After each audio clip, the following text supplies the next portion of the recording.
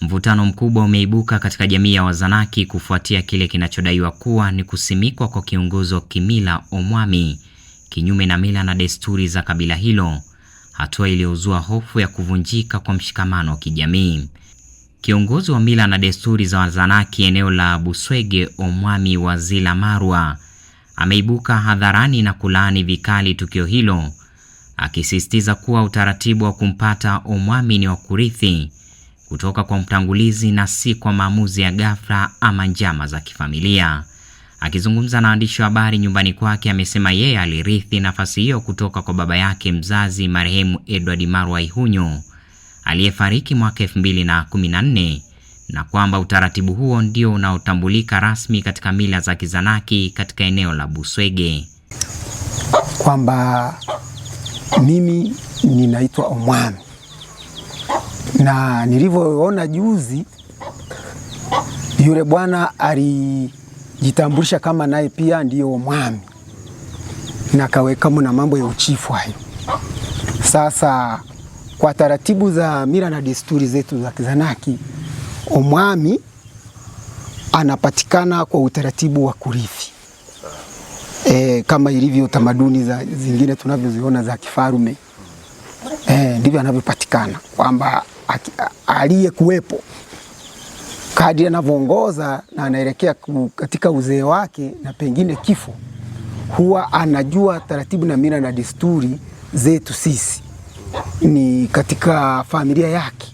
Anapokuwa hai anaangalia ni yupi anastahili kushika nafasi yake baada ya kuwa yameondoka, na hilo ndilo lifanyika na ndilo linalofanyika siku zote katika mila na desturi zetu za Kizanaki. Baada ya mzee kufariki, ambaye ni babangu mzazi Omwami Marwa Ihunyo, akawa tayari ameandaa msimamizi wake au atakayesimamia mji huu ambaye ni mimi, kwa kuandika urithi pamoja na usia wake, kwamba atakapofariki nani anastahili kukaa na kushika hicho kiti cha enzi. Na tukio hilo lilifanyika mara tu baada ya kuwa mzee amefariki na kuzikwa. Na mzee alizikwa katika taratibu za mila na desturi za Kizanaki. Alizikwa kama Omwami na taratibu zote za Kizanaki zilifanyika.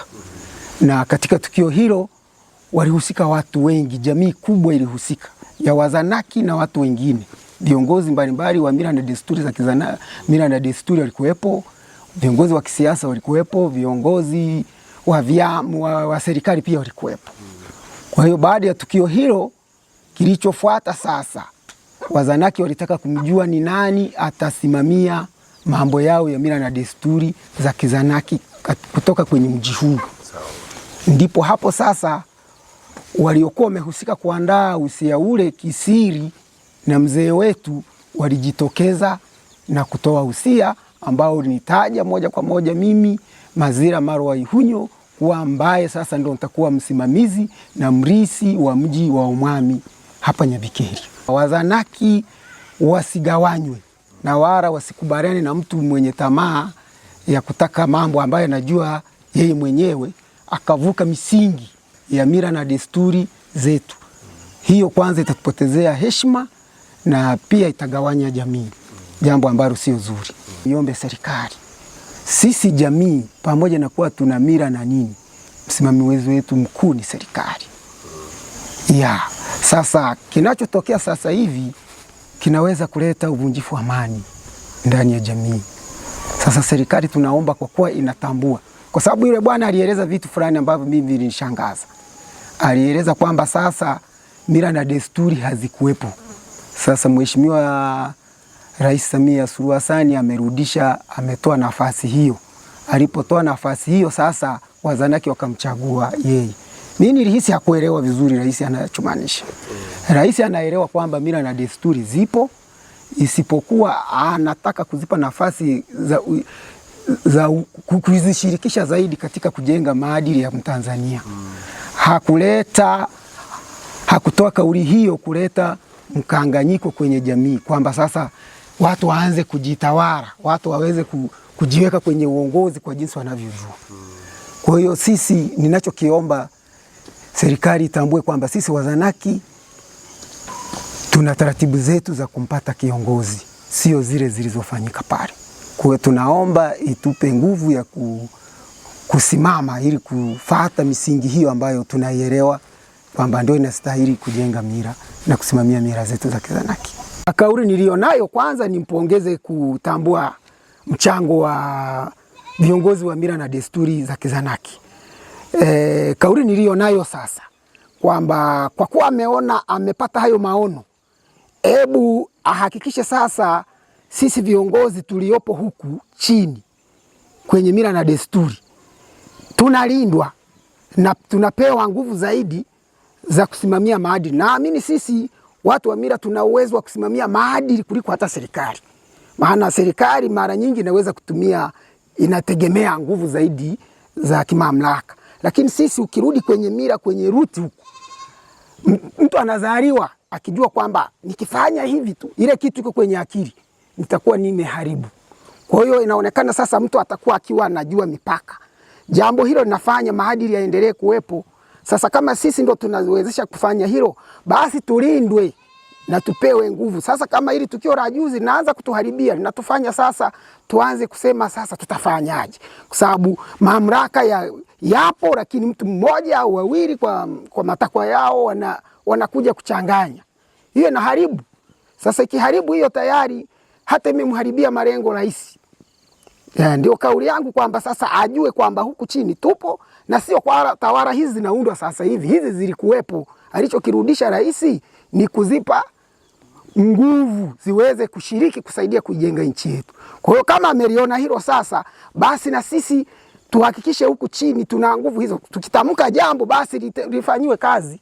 Kutokana na hali hiyo, ameiomba serikali iingilie kati haraka iwezekanavyo ili kudhibiti mgogoro huo na kuwachukulia hatua wote waliohusika na mchakato huo unaodaiwa kukiuka mila hizo.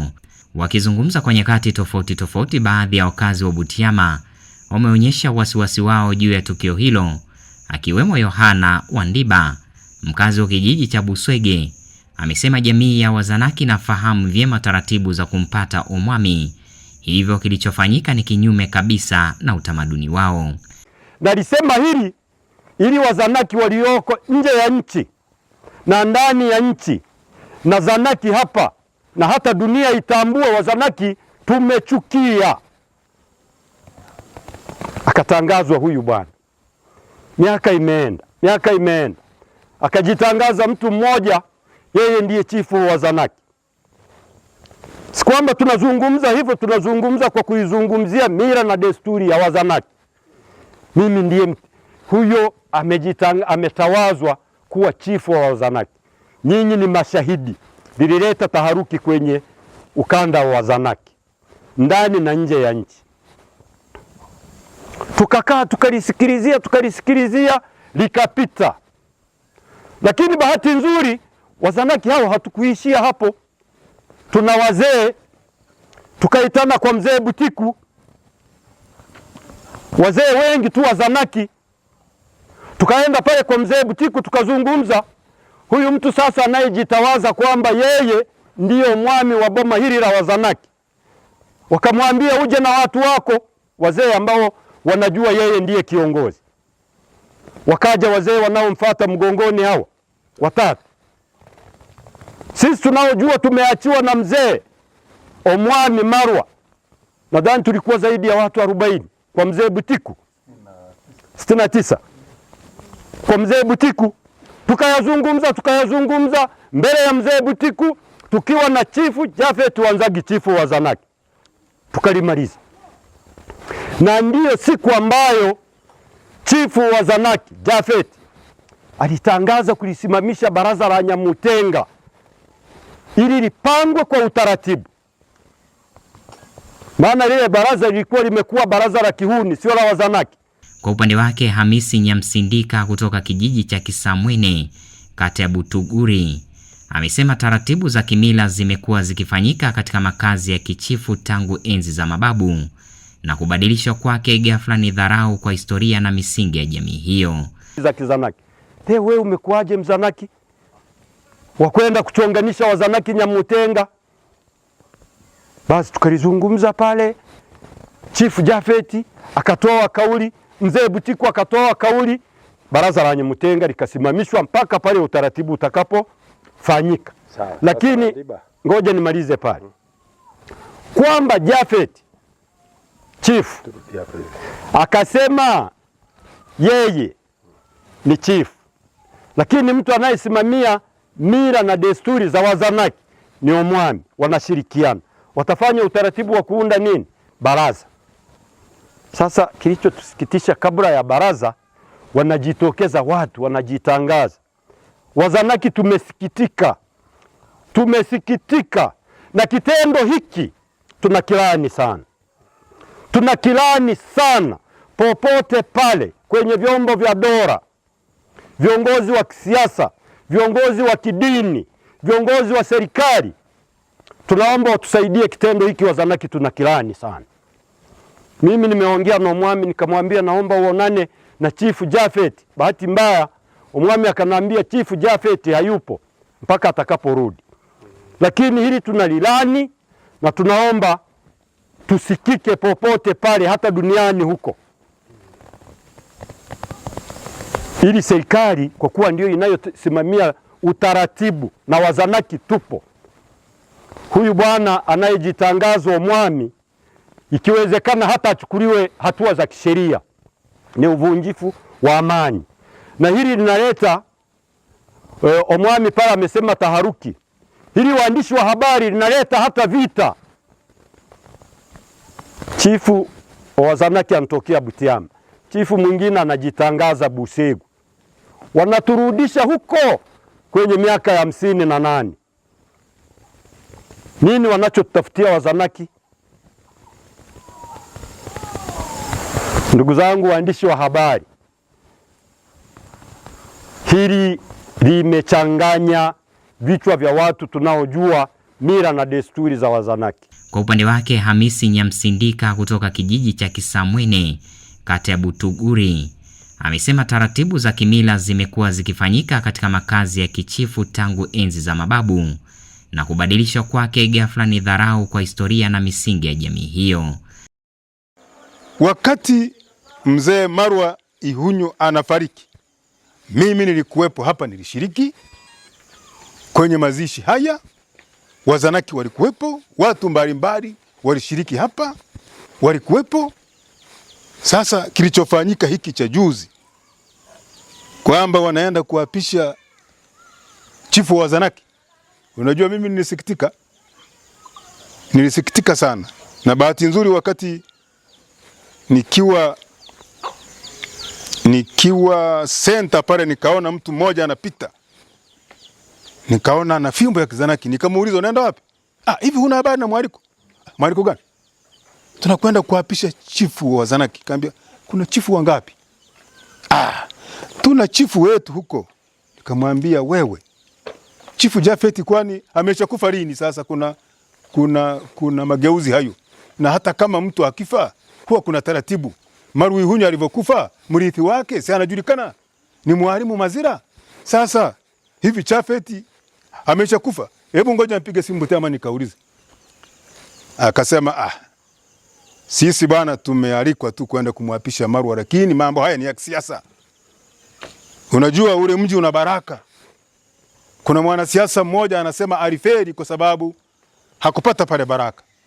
Sasa ametutumia fungu, tunakwenda pale kwa ajili ya kufanya hivyo. Nikamwambia sasa mnaenda kuapisha wapi? Maana mtu mpaka aapishiwe pale. Sisi tutajua mbele kwa mbele. Kwa hiyo kitendo hiki kilichofanyika majuzi ni kitendo kibaya sana. Kwa ujumla kitendo hiki kinalaaniwa na watu wote wasiokuwa Wazanaki na Wazanaki, lakini hasa watu Wazanaki wa mila na desturi. Kwanza ni aibu kwa chimbuko la baba hayati baba wa taifa. Kabla alikuwa kiongozi, alikuwa pamoja na urais wake, alikuwa anaabudu hapa. Iweje leo sehemu hii iwe sasa ni ya mtu tu? Analipuka tu anasema mimi ndio fulani. Anadhararisha hata wale viongozi waliotangulia mbele zake. Kwa hivyo mtu huyu aliyefanya kitendo hiki, ninashauri serikali, kwa sababu mila zote ziko chini ya serikali. Cha kwanza mtu huyo anastahili akamatwe, ahojiwe, ikibidi sheria ifate mkondo wake. Huwezi kuleta mapinduzi, nadhani mnasikia nchi zozote hapa duniani, kwa watu kama hao wanasababisha watu wanaishi kwa shida. Naye Amos Kangoro Imenyi, mkazi wa Buswege, amekumbusha kuwa mgogoro kama huo uliwahi kutokea hapo awali na kutatuliwa kwa ushirikiano wa wazee wa mila, ambapo ilikubaliwa kuwa Mazila Marwa ndiye omwami halali, ambaye anajihusisha na masuala ya kimataifa ya usuluhishi na ambaye kufanya kazi na mwalimu miaka mingi tu pale Ikulu akiwa msaidizi wake. Lakini wazee baada ya kuona hii changamoto walimtumia ili wakutanisha pande zote tatu. Aliwakutanisha huyo ndugu Ihunyo, wakaenda na watu hao wakaongea naye. Baadaye akamuita huyu mwami, naye akaenda wakaongea. Baadaye akamuita mwami pamoja na Chifu Jafet kwa nyakati tofauti, na akaongea masuala yao kwa kila pande zao zote akiwasikiliza. Dakika ya mwisho hitimisho akaita nchi 8 zile za uyani wa Zanaki wa nchi 8 wote, ili kutoa sasa maamuzi yale majumuisho ya mwami wa hapa na huyo kaka yake pamoja na kikao cha Chifu Jafet na mwami Mazira. Tulikuwepo wote wazee wa nchi 8. Yakaongelea mambo mengi sana, na kile kikao kiliendeshwa vizuri sana kwa amani. Watu tukakubaliana kwa pamoja, na nadhani mistasari iliandikwa na nadhani hata picha zilirushwa. Na hapo wakasema kwamba huu mji mwami ndio atakuwa mtawala wa huu mji, yani mila na desturi za nini za Kizanaki. Chifu Jafet atakuwa ndio mtawala, yani chifu wa Wazanaki nchi 8. Wakakubaliana kabisa, mambo yakawa yameisha.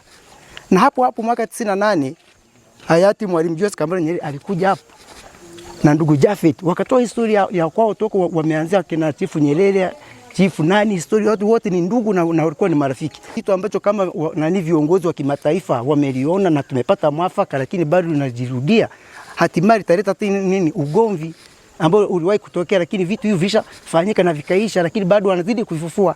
Kwa mimi ninachoshauri kwamba serikali pale watu wanapokuwa wamepata mwafaka, serikali ichukulie utaratibu wa kulinda ule mwafaka. Manake inapochukulia ule mwafaka baadaye unaonekana kama haukufaa wakati umeshirikisha viongozi wa kimataifa, unakuta sasa tuelewe kama sasa ambao sio wasomi, kumbe serikali hada haipo, kumbe ipo.